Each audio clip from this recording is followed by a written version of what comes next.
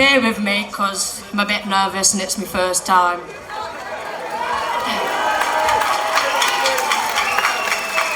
Thank you all for being here today, standing with us and lending your voice, a cause that is too often silenced. My name is Keira and I'm a survivor of sexual abuse, but I'm more than just a survivor. I'm a person who's finding my strength, my voice, and my path to healing. At 16 years old, I just finished school and was groomed by my local shopkeeper who was 55, Harvey. With the support of and encouragement of my friends and family, I pressed charges and went to court. This was a long and hard journey that went on for 5 years. Adjourned twice, I gave up so many times, and we finally made it to court in 2023 for the trial. Me and my friends were cross-examined for a whole day and made to feel like we were the criminals, only for Harvey to accept a lesser charge of paying for sexual activities from a 16-year-old. Instead of taking the stand, he took the easier way out. His original charges were 2 sexual assaults and 2 sexual penetrations, and then he accepted the plea for sexual acts of a 16-year-old. I was completely destroyed all over again and made to feel like I consented and was accepting the payment for this. So far from the truth.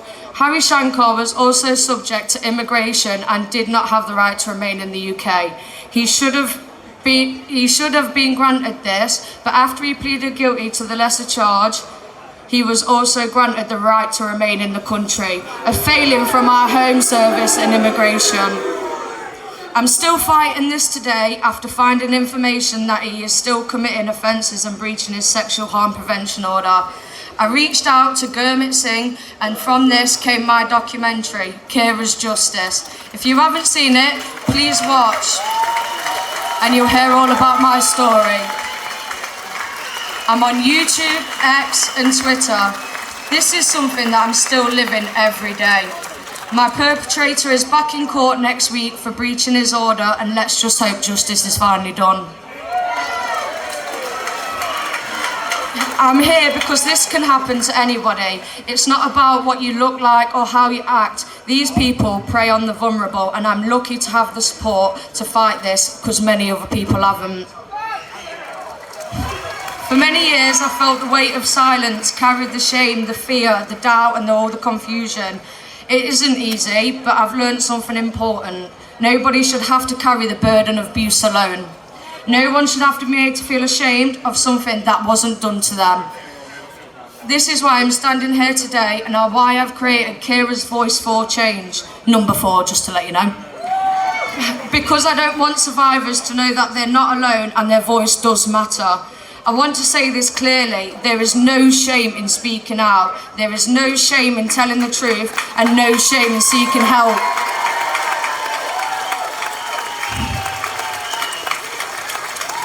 There's no shame in asking for support. This shame belongs to those who commit these unspeakable acts, not to those who have been harmed. And together, we can break the silence that has allowed abuse to continue for too long. KEIRA'S Voice for Change is more than my story. It's a platform where we can amplify the survivors, where we can create a community that uplifts, supports and empowers one another. I believe that by sharing our stories, we make it harder for the darkness of abuse to thrive. We shed the light on truth. We bring hope to others that are still suffering in silence. And I want to actually make a change, first by spreading awareness, and then I want to find a meaningful change. And I've decided the only way that we can do that is to change the law in England to ensure that perpetrators of a child's sexual abuse cannot accept a lesser plea deal and dismiss the impact of their crimes.